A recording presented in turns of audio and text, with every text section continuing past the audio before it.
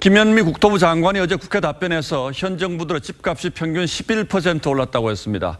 야당 시민단체들이 일제히 국민을 기만했다고 반발하고 있는데 김 장관의 말이 맞는 건지 아니면 야당의 주장처럼 국민을 기만한 건지 다시 한번 따져봐 드리겠습니다.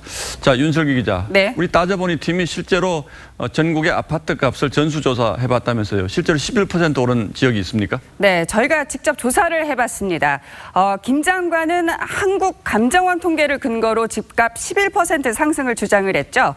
그래서 저희도 똑같이 한국감정원 통계, 그중에서도 소비자들이 가장 체감하는 매매 가격을 골라서 2017년 5월부터 지난달까지 지역별로 얼마나 변동했는지 계산을 해서 11% 상승 지역이 어딘지 직접 찾아봤습니다.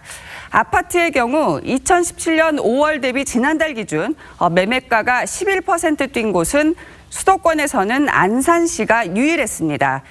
그리고 부산 서부산권과 대구 서구, 충남과 경남의 일부 지역 등 감정원 자체 조사 단위상 모두 7곳으로 나타났습니다. 자, 어쨌든 11% 오른 곳이 여러 곳 있는데 그럼 다른 지역은 어떻습니까? 네, 같은 기간 서울이 52%, 경기가 34%, 부산이 14% 뛰었습니다.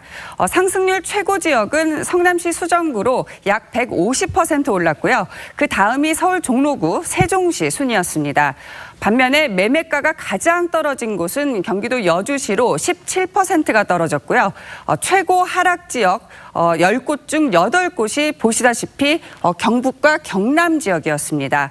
종합을 하면 문재인 정부 출범 후 전국의 아파트 평균 매매 가격은 약 2억 8천만 원에서 3억 7천만 원으로 31% 뛴 것으로 집계가 됐습니다. 100번 양보해서 전국 평균으로 보면 31%가 올랐고 특히 서울의 경우는 52%나 오른 것으로 지금 계산이 됐다고 하는데 이 정도면 단순 착오로 볼 수는 없지 않겠습니까? 네.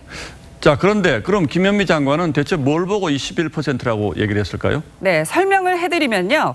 앞서 저희는 이 전국의 아파트 매매가를 분석을 했지만 김 장관은 아파트 외에 연립, 단독 같은 이 서울 지역 모든 주택값 상승의 평균치를 인용을 했다는 게 바로 다른 점입니다. 여기에 대한 전문가 얘기 들어보실까요? 집값이라고 하면 아파트 가격을 의미하거든요. 단독이나 다가구나 묶어서 이렇게 설명하는 것은 옳지 않고요. 지금 이 시장에 혼란을 주는 요인 중에 하나가 사실은 정부가 발표하는 통계. 자, 그럼 감정원이 얘기하는 아파트값 상승률은 어떻게 되는 겁니까? 국토부가 감정원 조사를 근거로 서울 아파트값이 문재인 정부 출범 후 14.2% 올랐다고 최근 발표를 했습니다.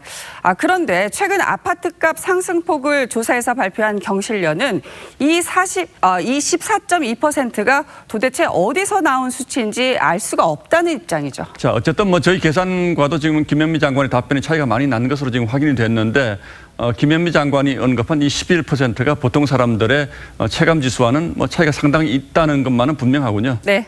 예, 윤슬기 기자 잘 들었습니다.